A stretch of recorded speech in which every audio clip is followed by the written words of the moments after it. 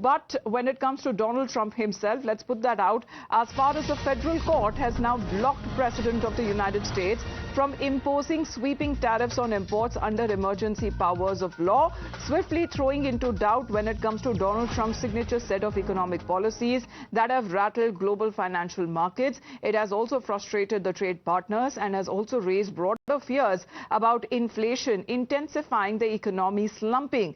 Now, the ruling that came in from a three-judge panel at the New York-based U.S. Court of International Trade came after several lawsuits arguing Trump's Liberation Day tariffs exceeded his authority and left the country's trade policy dependent on his whims. Donald Trump, who has repeatedly said, Rishabh, that tariffs would only force manufacturers to bring factory jobs back to the U.S.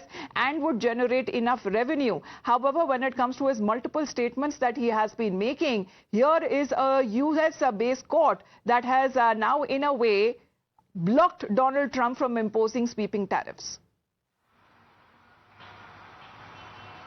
Well, definitely, a U.S. court has now said that, the president is overreaching, overdoing on the tariff issue, and that's the reason that it has been put on hold. But remember, tariff is something which needs to be looked into. The way with China the tariffs went as high as 250%, then it was brought down.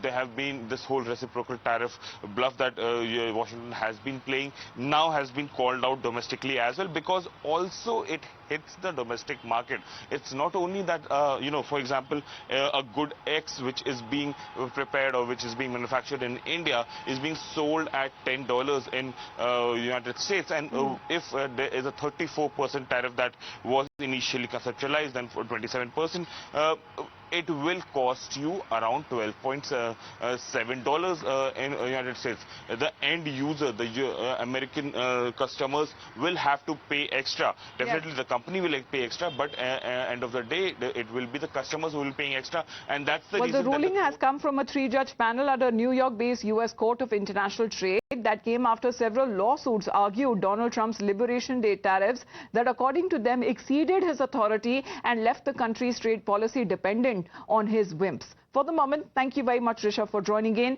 With that,